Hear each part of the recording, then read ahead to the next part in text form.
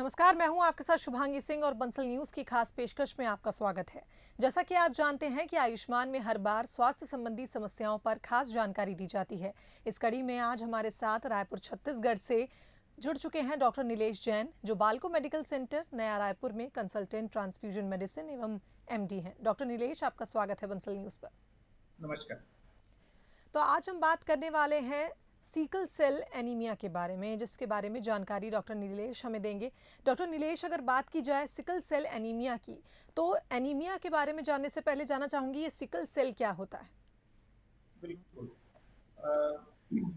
जैसे कि हम जानते हैं कि 19 जून को सिकल सेल एनीमिया डे, पूरा world wide sickle cell anaemia day मनाया जाता है। ओके। और इसका मेन उद्देश्य है कि हम ज्यादा से ज्यादा लोगों को सिकल सेल एनीमिया, उससे होने वाली जो कॉम्प्लिकेशंस हैं, उसके साइन सिम्टम्स के बारे में लोगों को जानकारी दे सकें, उनको अवेयर बना सकें।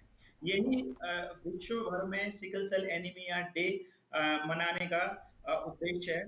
अभी हम जानते हैं कि सिकल सेल एनीमिया होता क्या है।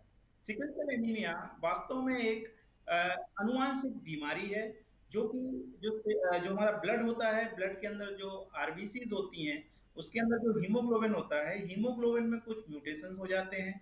उसके चलते आपका जो हीमोग्लोबिन है वो टूटने लगता है, और जो रेड सेल्स हैं वो सिकल शेप्ड हो जाती हैं। तो उनका जो शेप है वो गोल होने की बजाय सिकल शेप्ड या हाशिया के आकार का हो जाता है। ये रेड सेल का शेप बदलने से वास्तव में प्रॉब्लम जो होती है वो ये है कि जब ये ब्लड, हमारी जो छोटी रक्त वाहिनियां होती हैं, कैपिलरीज, वेन्स, वेन्यूल्स, वहां से जब ये गुजरता है तब ये ब्लड फंस जाता है और उसके आगे नहीं निकल पाता है। जब ये आगे, जब ब्लड फंस जाएगा तो फिर वहां पे जो ऑर्गन्स को, जिसको ब्लड का सप्लाई हो रहा है, उसको क्षति पहुंचती है। और हम इसी के, उसके जो साइन और सिम्टम्स जो अपीयर होते हैं वो इसी कॉम्प्लिकेशंस की वजह से अपीयर होते हैं पेशेंट्स में। तो हम जी, तो इसमें यदि हम सिम्टम्स की बात करें तो हम जानते हैं कि एनीमिया के जो बहुत सारे सिम्टम्स होते हैं, जिसमें मुख्यतः हम देखते हैं कि जो पेशेंट्स होते हैं उनमें थकावट महसूस होती है, वीक फील करते हैं। बच्चों में देखते हैं तो उनका ग्रोथ बहुत अच्छे से नहीं होता है, उनका खाने पीने में मन नहीं लगता है। और सिकल सेल का स्पेसिफिक फीचर जो होता है कि ऐसे बच्चों में बार बार दर्द होते हैं, पेन्स होते हैं, उनको जॉइंट पेन्स होते हैं, उनको बॉडी में पेन होता है, और उनको साथ में उनका जो ग्रोथ रिटार्डेशन होता है। और कई बार जब कॉम्प्लिकेशंस होती हैं, जब इन बच्चों पे ध्यान नहीं दिया जाए या बहुत दिन निकल जाए इस टाइप की कॉम्प्लिकेशंस होते हुए और उनको ठीक से उपचार नहीं मिलता है, तो फिर ये कॉम्प्लिकेशंस, जिसमें सबसे इम्पोर्टेंट है कि उनको कई बार इन्फेक्शंस होने लगते हैं, एक्यूट चेस्ट सिंड्रोम जैसी कंडीशन बनती है, जी। में स्ट्रोक होने की संभावनाएं बढ़ जाती हैं, और उनको बहुत ज्यादा पेन होते हैं, हड्डी में पेन होते हैं, किडनी की प्रॉब्लम होने लगती है, आंखों में प्रॉब्लम होने लगती है। तो ये सब वो लक्षण हैं जब सिकल सेल एनीमिया अपनी एडवांस, लाइक जब उसको ट्रीट ठीक से नहीं किया गया है और वो आगे जाके कॉम्प्लिकेटेड पूरा बॉडी के सिस्टम को कर देता है। तो इस कॉम्प्लिकेशंस तक ना पहुंचे पेशेंट्स, यही जी। हमारा इस डे मनाने का उद्देश्य होता है, जो कि अभी अभी निकला है 19 जून का दिन। तो मेरा सभी से, सबके जो पेशेंट्स हैं, उनके पेरेंट्स से यही बोलना है कि जब भी आपके बच्चों में इस टाइप के लक्षण यदि प्रतीत हो रहे हैं, जिनको सिकल सेल एनीमिया हो सकता है, या फिर कोई फैमिली हिस्ट्री है, चूंकि मैंने बताया ये अनुवांशिक रोग है, तो अनुवांशिक रोग नॉर्मली पेरेंट्स से बच्चों में आते हैं। तो यदि आपकी कोई फैमिली हिस्ट्री रही है आपके मैटरनल साइड से या पैटर्नल साइड से, तो फिर बच्चों में इस टाइप के लक्षण आने पे जरूर आपको सिकल सेल एनीमिया है कि नहीं इसका टेस्ट कराना चाहिए। और टेस्ट भी बड़ा सिंपल है, पेरिफेरल ब्लड से एक सैंपल लिया जाता है और हीमोग्लोबिन इलेक्ट्रोफोरेसिस या एचबी का एचपीएलसी करके इसको हम पता लगा सकते हैं कि क्या सिकल सेल एनीमिया पनप रहा है बच्चे के अंदर। डॉक्टर नीलेश, जैसा कि आपने कहा कि जो आरबीसी सेल्स हैं वो सिकल शेप ले लेती हैं, जिसके कारण वो ब्लड का जो सर्कुलेशन है वो रुकता है, तो ये किस तरह से होता है? क्या साइज शेप में भी फर्क पड़ता है ब्लड सेल्स के? क्योंकि सिकल शेप जो सेल अगर बन जाते हैं, अगर आरबीसीज का नॉर्मल स्ट्रक्चर की अगर बात की जाए तो दोनों का स्ट्रक्चर में डिफरेंस होता होगा, जिस कारण ये कॉम्प्लिकेशन शरीर में पैदा होते हैं। जी, तो जैसे कि मैंने बताया कि होता क्या है कि नॉर्मली जो हमारा सेल्स रेड सेल्स का जो शेप होता है वो बाई कॉनकेव होता है, मतलब वो राउंड शेप होता है और अंदर से थोड़ा दबा हुआ होता है, उसको हम लोग बोलते हैं बाई कॉनकेव शेप। अभी जब जैसे मैंने बताया कि ये सिकल का यदि म्यूटेशन हो गया है किसी में, तो सिकल के म्यूटेशन के कारण इसका जो शेप है वो सिकल या एक हाशिया के आकार का हो जाता है, और जिसके चलते इसकी जो मेम्ब्रेन होती है जिसमें बहुत फ्लेक्सिबिलिटी होती है नॉर्मली, बट चूंकि सिकल सेल एनीमिया है इसलिए इसकी ये फ्लेक्सिबिलिटी खत्म हो जाती है और ये बड़ी रिजिड हो जाती है। रिजिड हो जाने की वजह से जो कि जब हमारा ब्लड छोटी छोटी कैपिलरीज से बहता है, जब ऑर्गन्स में सप्लाई होती है, किडनी में, लंग्स में, ब्रेन में, लीवर में, स्प्लीन में, तो वहां पे हमें फ्लेक्सिबिलिटी की रिक्वायरमेंट होती है क्योंकि उस ब्लड को छोटी सी कैपिलरीज से पास होना होता है। लेकिन चूंकि ये सिकल शेप्ड हो जाने की वजह से ये आपस में चिपक जाती हैं और ये रिजिड हो जाती हैं। तो ये रिजिड हो जाने की वजह से वो ब्लड उन ऑर्गन्स में पहुंच नहीं पाता है, वहां पे ये रेड सेल फंस जाती हैं, तो उसका ऑक्सीजनेशन ठीक से नहीं हो पाता है और अल्टीमेटली ऑर्गन डैमेज होते हैं। तो डॉक्टर यही नीलेश जी, कॉम्प्लिकेशन के रूप में अगर होता है। कॉम्प्लिकेशंस की बात की जाए तो कॉम्प्लिकेशन से किस तरह से बचा जा सकता है, खासकर कि आपने कहा कि ये हेरिडिटी से होने वाली बीमारी है, आनुवांशिक बीमारी है, तो इसकी कॉम्प्लिकेशंस को किस तरह से कॉम्प्लिकेशन से बचा जा सकता है, या फिर किस तरह से प्रिकॉशंस लिए जा सकते हैं कि ऐसी बीमारी ना घेरे? बिल्कुल। इसके लिए कॉम्प्लिकेशन से बचने के लिए सबसे इम्पोर्टेंट है कि आप टाइम रहते अपना सिकल सेल का यदि फैमिली हिस्ट्री है, क्योंकि ये अनुवांशिक होता है तो जरूर ये पेरेंट्स से ही बच्चों में आता है। ये मैं बार बार बोल रहा हूँ, इसका कारण है क्योंकि आपको जल्दी से जल्दी यदि इस टाइप के लक्षण, जैसे बच्चा पनप नहीं रहा है, उसका अच्छे से ग्रोथ नहीं हो रहा है, उसको बार बार इन्फेक्शन हो रहे हैं, उसको खाने और पीने में मन नहीं लग रहा है, और उसकी जो ग्रोथ है वो स्टंटेड ग्रोथ है, और उसको लाइक कई बार उसको बहुत दर्द हो रहे हैं शरीर में, कहीं भी जॉइंट्स के दर्द हो या सीने में दर्द हो, पेट में दर्द हो, इस टाइप की जब समस्या बच्चों में आ रही है तो फिर सबसे इंपॉर्टेंट होता है कि हमें उसका सिकल सेल का टेस्ट कराना चाहिए, जो कि मैंने बताया हीमोग्लोबिन का HPLC नाम से होता है, बड़ा सिंपल सा टेस्ट है, जी। और एक बार इसको कराना होता है। एक बार पता चल जाता है तो ये चूंकि अनुमान से कि हमेशा रहने वाली बीमारी है, बट इसको कंट्रोल किया जा सकता है। तो कंट्रोल करने के लिए सबसे इंपॉर्टेंट होता है कि आपको अपने जो भी आपके फैमिली फिजिशियंस हैं उनको आपको दिखाते रहना है, उनके सुपरविजन में रहना है, और यदि कुछ कॉम्प्लिकेशंस होती हैं तो आपके ऐसे हॉस्पिटल्स में जाना है जहां हेमेटोलॉजी डिपार्टमेंट है, हेमेटोलॉजिस्ट अवेलेबल है, वहां आपको वो ट्रीट करते हैं प्रॉपर तरीके से। इसमें सबसे इंपॉर्टेंट होता है कि टाइम से आपको सारा मेडिसिन लेना है।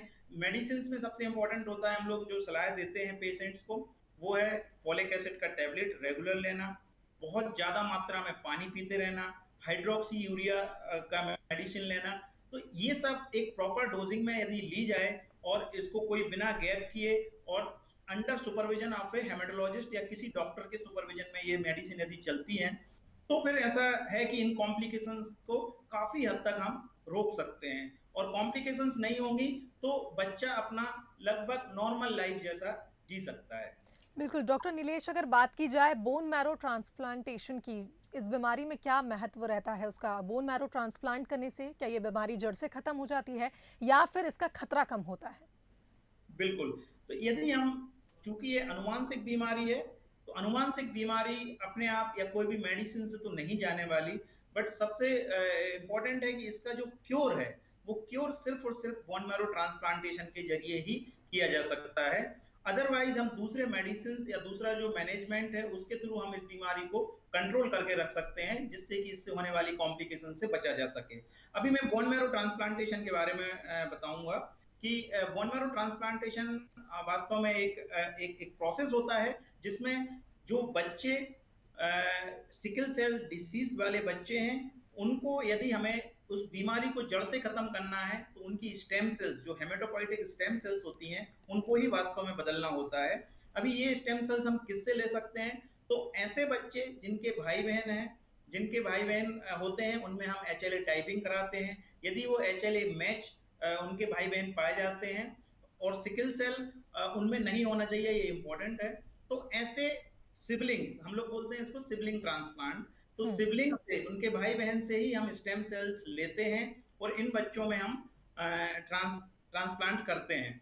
और इस प्रोसेस में जितना मैंने बताया इतना सिंपल तो नहीं है, बट हाँ, यदि HLA मैच्ड डोनर जो उनके भाई बहन हैं वो यदि मिल जाते हैं तो ये ट्रांसप्लांटेशन बड़ा ही सुगमता से किया जा सकता है और इसका एकमात्र उपाय भी केवल बोन मैरो ट्रांसप्लांटेशन ही है। अदरवाइज इस बीमारी को कंट्रोल करने के लिए हमें सबसे इंपॉर्टेंट है कि टाइम टू टाइम हमें जो भी इसका जो हेमेटोलॉजी डिपार्टमेंट में जाके आपको दिखाना है, मेडिसिन बराबर लेना है, पानी ज्यादा पीना है और जो कभी कभार हम देखते हैं कि किन्हीं किन्हीं बच्चों में ब्लड ट्रांसफ्यूजन का भी रिक्वायरमेंट होता है टाइम टू टाइम, तो वो ब्लड ट्रांसफ्यूजन भी बड़ा स्पेशल होता है। वहां पे हमें देखना है कि वो RH एंड कैल जो फिनोटाइप है वो मैच करके ही ब्लड दिया जाना चाहिए। दूसरा है कि ब्लड टॉप अप ट्रांसफ्यूजन से भी अच्छा जो ऑप्शन है वो है red sale exchange transfusion. Red sale exchange transfusion वास्तव में होता क्या है कि जो बच्चे ऐसे बच्चे जिनमें सिकल सेल का परसेंटेज ज्यादा है, ज्यादा सिकल सेल का नंबर होने की वजह से ही उनमें बहुत सारी कॉम्प्लिकेशंस आती हैं। तो वो कॉम्प्लिकेशंस को कम करने के लिए बजाय हम जस्ट ब्लड ट्रांसफ्यूज कर दें, उसकी बजाय हम उसके बदले जो करना चाहिए वो ये कि रेड सेल को हम उसको एक्सचेंज कर दें, उसकी जो सिकल शेप्ड सेल्स हैं उनको नॉर्मल और हेल्दी रेड सेल से बदल दें। तो बदलने से क्या होता है कि उसका जो सिकल का परसेंटेज है वो कम हो गया और साथ में ही आपने जो हेल्दी रेड सेल्स उसमें ट्रांसफ्यूज करी या उसके बदले सिकल के बदले जो उसमें डाली, वो सेल्स ऑक्सीजनेशन को अच्छे से मेंटेन करती हैं और काफी लंबे समय तक बच्चों को सिकल सेल की कोई बिना सिम्टम्स के, बिना पेन क्राइसिस के रखा जा सकता है। तो रेड सेल एक्सचेंज ट्रांसफ्यूजन वास्तव में एक बहुत ही इंपॉर्टेंट मैनेजमेंट है जहां पे हम बोन मैरो ट्रांसप्लांटेशन नहीं कर पा रहे हैं, या तो फैसिलिटी नहीं है इसकी वजह से, या फिर कोई matched donor HLA matched donor available नहीं है।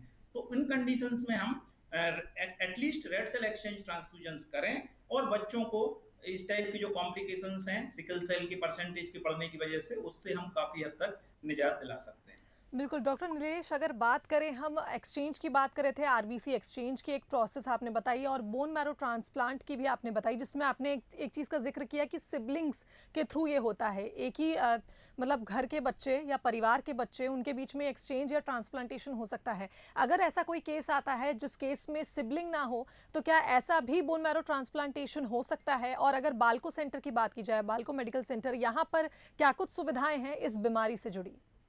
बिल्कुल।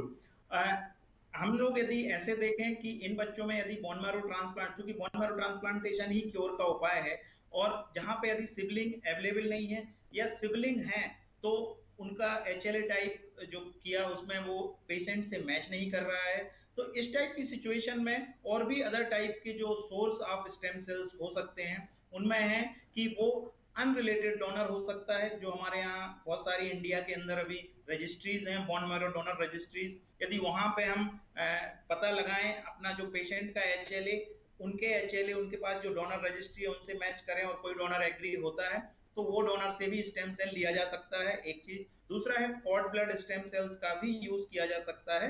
कॉर्ड ब्लड का availability obviously public cord blood bank जो होते हैं वहां से हमें कॉर्ड ब्लड सेल्स भी या स्टेम सेल्स भी लिए जा सकते हैं। तो ये भी बोन मैरो ट्रांसप्लांटेशन के लिए हेमेटोपोइटिक स्टेम सेल के सोर्सेज हो सकते हैं। यदि मैं बाल्को मेडिकल सेंटर की बात करूं तो हाँ, हम लोग चूंकि हम ये जानते हैं कि सिकल सेल का जो सबसे ज्यादा प्रिवलेंस है वो ये पूरा एरिया जो है हमारा MP हुआ, छत्तीसगढ़ हुआ, गुजरात हुआ, झारखंड हुआ, उड़ीसा हुआ, ये पूरा बेल्ट ही सिकल सेल बेल्ट के रूप में जाना जाता है। यदि हम पॉपुलेशन की बात करें तो लगभग 10 से 15% जो प्रिवलेंस है वो सिकल सेल कैरियर्स का है इन स्टेट्स में। और यदि डिसीज की बात करें तो कम से कम 2 से 3% जो पॉपुलेशन है वो सिकल सेल डिसीज है इन स्टेट्स में, जो मैंने सिकल सेल बेल्ट के नाम पे बताया अभी। तो ये वो एरियाज है इंडिया में जहां पे सबसे ज्यादा प्रिवलेंट है। तो हम लोग चूंकि छत्तीसगढ़ में बहुत ज्यादा सिकल सेल एनीमिया है, तो हम लोग यहाँ पे जैसे रेड सेल एक्सचेंज ट्रांसफ्यूजन करना, या जो किसी वजह से यदि एक्सचेंज नहीं कर पा रहे हैं तो जो टॉप अप ब्लड भी दे रहे हैं तो उसमें भी ल्यूकोडिप्लीशन करना, उसका RH एंड कैल मैच करके ब्लड देना। तो ये सब वो चीजें हैं जो पेशेंट्स की कॉम्प्लिकेशंस को काफी हद तक कंट्रोल में रखती हैं, और यही हमारा उद्देश्य होता है सिकल सेल एनीमिया के पेशेंट्स में कि हम इनको किसी ना किसी तरीके से कॉम्प्लिकेशन से बचा के रख सकें। तो ये बहुत इंपॉर्टेंट होता है और बाल्को मेडिकल सेंटर नया रायपुर में हम लोग ये सारी चीजें ही कर रहे हैं। बोन मैरो ट्रांसप्लांटेशन के लिए भी हम लोग प्रयासरत हैं कि चूंकि ये इसमें थोड़ा सा हमें लाइक डोनर को ढूंढने में और एचएलए टाइपिंग कराने में ये थोड़ा सा असुविधा हो रहा है अभी, बट ये इसको सॉल्व करके हम डेफिनेटली इसमें भी आगे बढ़ने के लिए प्रयासरत हैं और हमें आशा है बहुत ही जल्दी हम इसको भी लाइक सिकल सेल एनीमिया वाले बच्चों में बोन मैरो ट्रांसप्लांटेशन की सुविधा बाल्को मेडिकल सेंटर में उपलब्ध करवाएंगे। बिल्कुल डॉक्टर नीलेश, आपने स्टेम सेल्स की बात की थी, तो इसका मतलब अगर कोई बच्चा बॉर्न नहीं हुआ है, माँ के पेट में है, तो क्या अगर माँ को सिकल सेल की प्रॉब्लम हो जाती है तो क्या बच्चों में भी ये ट्रांसफर हो सकती है? क्योंकि स्टेम सेल्स की अगर हम बात करें हैं तो स्टेम सेल्स तो बच्चे के पेट में आते ही शुरू हो जाते हैं उसकी बॉडी में जाना, तो सिकल सेल की जो ये बीमारी है, सिकल सेल एनीमिया है, क्या ये अनबॉर्न बेबीज में भी हो सकता है? बिल्कुल, जैसे कि मैंने बताया कि सिकल सेल एनीमिया एक आनुवांशिक बीमारी है। ये डेफिनेटली यदि मदर में है और फादर में है, तो यदि मैं यहाँ पे एक थोड़ा-सा आपको एक्सप्लेन करूँ कि इसकी फ्रीक्वेंसी किस तरीके से पेरेंट्स से बच्चों में आती है, तो यदि मान के चलो दोनों ही पेरेंट्स जो हैं मदर एंड फादर यदि सिकल सेल के कैरियर हैं, तो हम ये देखते हैं कि 25% चांस होते हैं कि बच्चा जो है पूरा डिसीज के साथ हो।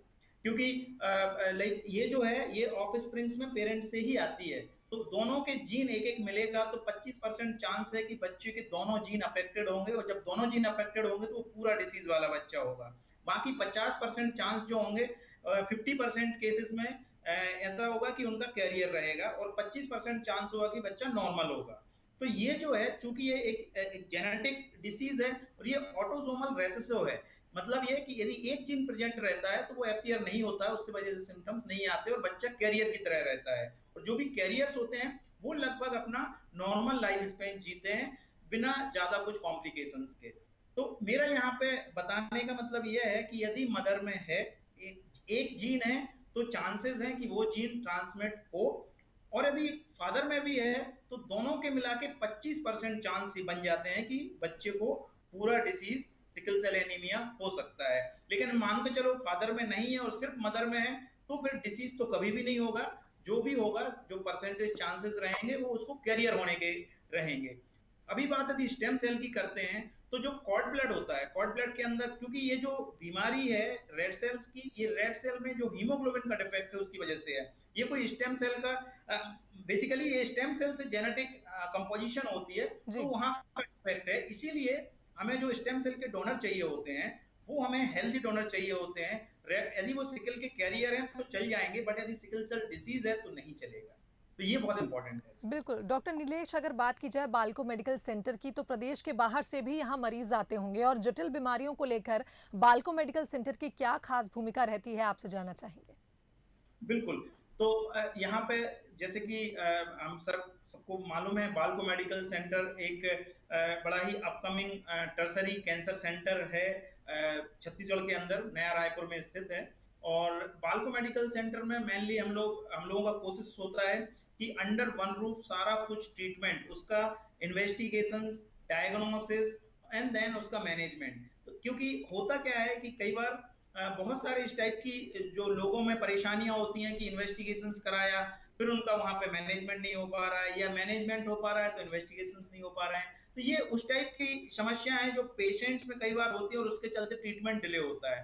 तो यदि मैं कैंसर संबंधित बात करूं तो ये मेनली सारा हर टाइप का कैंसर के लिए जो जो फैसिलिटीज रिक्वायरमेंट होती हैं वो सारे ही बाल्को मेडिकल सेंटर नया रायपुर छत्तीसगढ़ में उपलब्ध हैं। इसके अलावा चूंकि हम लोग यहाँ का ये सिकल सेल बेल्ट है और हमारा जो हॉस्पिटल है वो नॉट फॉर प्रॉफिट ऑर्गेनाइजेशन है, इसीलिए हम सिकल सेल और थैलेसीमिया ये हीमोग्लोबिनोपैथीज के मैनेजमेंट को भी यहाँ पे कंसीडर करते हैं और ट्रीट करते हैं। और रेगुलरली अपने सुपरविजन में उनको या तो रेड सेल एक्सचेंज ट्रांसफ्यूजन कराना या दूसरा उनके क्राइसिस का मैनेजमेंट करना, ये सारा हम टेक केयर यहाँ पे बाल्को मेडिकल सेंटर में करते हैं। बिल्कुल डॉक्टर नीलेश, एक बात तो साफ है कि बालको मेडिकल सेंटर में सभी सुविधाएं हैं और आप जैसे एक्सपीरियंस डॉक्टर्स हैं जो लगातार मरीजों की सेवा कर रहे हैं और इस टाइप की जटिल बीमारियां हैं जिनका इलाज बहुत ही कम संभव हो पाता है, ऐसे में बालको मेडिकल सेंटर जो कर रहा है वाकई सराहनीय काम आप सभी कर रहे हैं और आप एक्सपीरियंस डॉक्टर्स की टीम वहाँ पर है। आपका बहुत बहुत धन्यवाद हमारे कार्यक्रम में हमारे साथ जुड़ने के लिए और सिकल सेल एनीमिया के बारे में तमाम जानकारी देने के लिए। तो आज डॉक्टर नीलेश जैन ने हमारे साथ सिकल सेल एनीमिया के बारे में कई जानकारियां साझा की हैं। निश्चित रूप से आपको भी सभी सवालों के जवाब मिल गए होंगे। यदि आप भी इस बीमारी से परेशान हैं तो बिल्कुल भी लापरवाही ना करें, फौरन डॉक्टर से संपर्क करें और स्वस्थ रहें। इसी के साथ हमारी खास पेशकश में फिलहाल इतना ही। कल फिर हाजिर होंगे एक नई स्वास्थ्य संबंधी समस्या के साथ ही बताएंगे उसके उपाय। दीजिए इजाजत, नमस्कार।